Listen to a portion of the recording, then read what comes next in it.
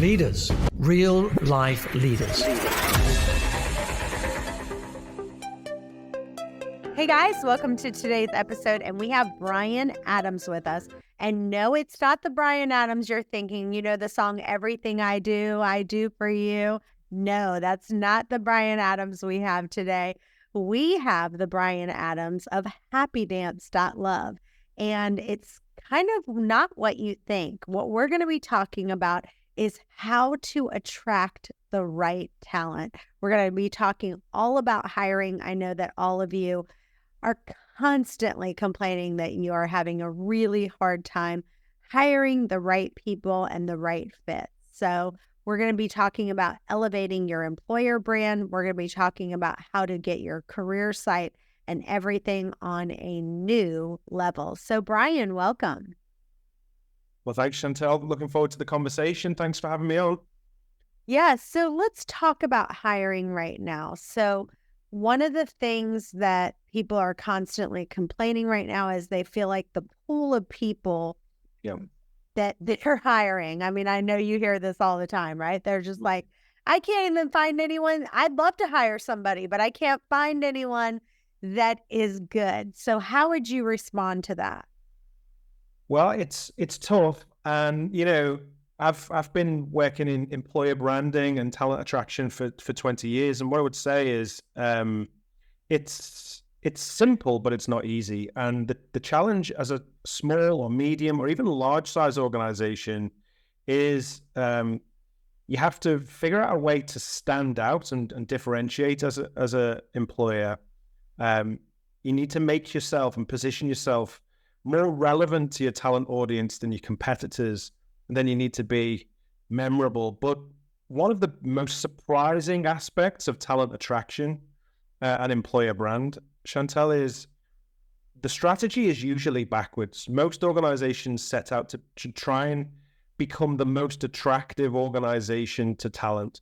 And the secret I've found in 20 years of doing this with companies like Apple and Nike and Glassdoor and, you know, you name it, is you should set out to try and repel more people than you do actually compel towards your organization, and be upfront about the challenges that you're going to face, because that actually makes you more desirable to the right type of talent, and it gets attention in the right way as well, which but it can sound like a misconception to begin with, but that strategy actually works. So give us some very specific examples of what you mean like by that. What would that be on your website? What would that look like on your website?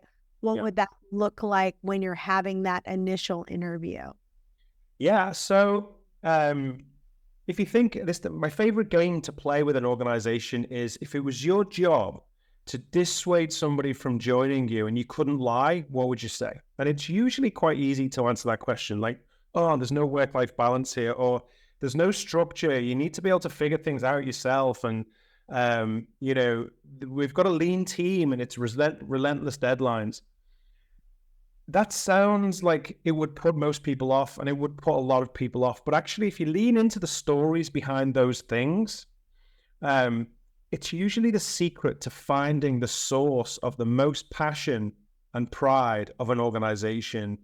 Because if you're allowed to tell stories of how you thrive and how you achieve great things under the actual circumstances that are around you, not only as an employee do you feel like you are appreciated and heard and acknowledged, so it's more of an authentic, genuine story, but then you also get to ask, well, okay, well, why do you do it? And then they'll tell you about the sense of achievement and fulfillment and the sense of purpose and impact and belonging.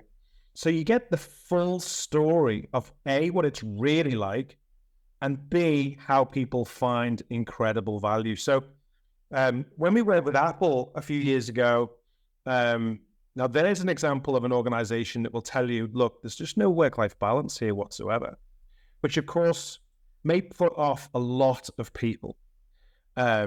But when you ask the people of Apple, well, why do you do it? First of all, we spoke to engineers. They would work inside of Apple's headquarters 14 hours straight. They'd go home and carry on coding because they were just obsessed. So there's a certain type of people that are just ideally matched to your culture. But the reason they do it is it's a very competitive environment where you get to find out your true full potential. You're pushed to become the best version of you very quickly. You're surrounded by the smartest, most inspiring people you've ever met in your career. And you get to see your own work in the hands of millions of people every day. So that's a really good example of if you lead with the adversities and harsh realities, you get the attention of the audience. You put a lot of people off, which is fine because those people wouldn't work out anyway. And then you get to the good stuff where people lean in and say, hey, that sounds like a challenge that I'm really up for. So it's a much more authentic insight to the real employee experience. So as an employer, you need to be confident and brave enough to embrace the true reality of the employee experience. And if you do, that's how you find the real gold nuggets that people are compelled towards. So give us some more tips that you have with hiring, like even some questions that you would ask people when they're hiring, kind of like give us like the top 5 questions that you would ask somebody to know whether or not they would be a good fit for your organization. Yeah, so this all comes down to having real clarity of what your proposition is. You need to understand your organization first. So if you establish something like you need to be a self-starter, you need to have real resilience, you need to be okay with a lack of work-life balance, or you need to be fairly outgoing here, or you need to be able to take candid feedback and be pushed to continually improve. Armed with those insights, you can then create questions to be very upfront and revealing about the employee experience and create propositions that I call the give and get of employer branding. And ask a candidate if they can give you examples of showing those capabilities and strengths. So unfortunately, it's not a one size fits all. You have to understand your organization and then be brave and confident enough to talk about the employee experience and craft questions that are matched around those, really. But what you're looking for is the capability and the character and the traits of a candidate and how they match to your specific environment. So talk about, let's give some other examples. So let's pretend that there were, besides work-life balance, think of some other issues that people have. Then based on those issues, come up with some questions that they would come up with to make sure that that person is a right fit for the organization. Okay, so in some roles, you've constantly got to manage up and you've got to educate people who are more senior than yourself. Now, that's a challenge for some people. So you could say, how would you handle a scenario where somebody senior or your boss has asked you to do something based on some information that you don't agree with? How would you tackle that situation? And then you're looking for a response that gives you an idea of, would they thrive in that environment? Do they have emotional intelligence enough to tactfully deliver the insight? Do they have the strength and character and the resilience to be honest, or would they just be quite passive? So it's that type of thing where if you know your own culture, you can create scenarios and see how your candidate might respond. What about managing people? Let's just shift gears, just in your own, anything that you've learned or some tips that you could give people on how to manage them better so that they would stay happier where they are?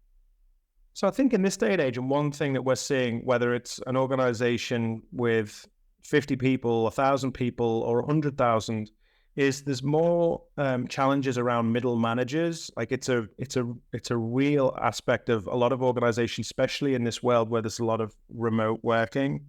And I think one of the trends that we're seeing is a shift towards more leadership than management. And the key thing is demonstrating the destination and being very clear on where you want people to arrive and the end result, and then allowing them the space to figure out how they get there themselves. And I think avoiding micromanagement and work for yourself in this day and age, that's a theme that we're seeing quite a lot. That's so good. Give us one more tip that you would say for managing people that you've learned that has been successful for you. So I can speak from personal experience here. And again, something that I've learned from working with client partners, large and small, is giving people a reputation to live up to. So if you recognize a strength or an attribute in somebody, building up their confidence and pointing out what they're capable of, people will then knock down walls and, walk over glass to prove that your positive impression of them is correct. And it's a really nice way of acknowledging and appreciating people and encouraging them to rise to the occasion as well. So if you say something like, Chantel, what's something I've always noticed in you is you have a fantastic way of explaining things in simple language that people understand and put them at ease.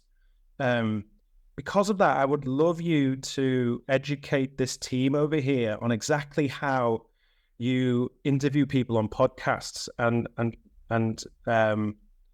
put them at ease and encourage natural flowing conversation. Now, in that scenario, you feel seen, and you're very grateful for the compliment and like it's a strength that you're probably proud of. And B, now you want to prove me right and go and give the best training session of your life to live up to the reputation I've given you. Let's talk about job sites. So obviously we know, Indeed is big, LinkedIn. Tell us about so for you, if someone wants to go ahead and start attracting those people, what are the things, the steps and places that you suggest they go and do to market for that position? Yeah, so I guess disclaimer that the tech company that I run now, happydance.love, is an enterprise level careers website platform. So we build careers sites for brands like Canva and General Motors and Salesforce and Peloton and so on and so forth. So when you go to brands, big organizations or mid-sized organizations websites, that's Happy Dance.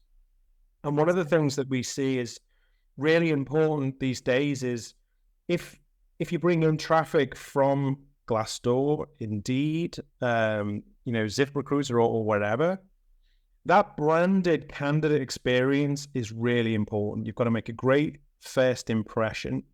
If you can tailor the experience to be more relevant, so if it's an AI engineer, they landed an engineering place on your website, you want those jobs to be about AI engineering. You want it to be about the place that they're looking for a role. So it might be Chicago or Seattle or, Austin or wherever. You want it to talk about the culture and the proposition of your employer brand and engage with that candidate with content that they really care about, that's captivating and compelling. And ultimately, you're hoping to drive a level of candidate applicant based on that branded experience, and the candidate experience by design is something that we really focus on that makes a huge difference.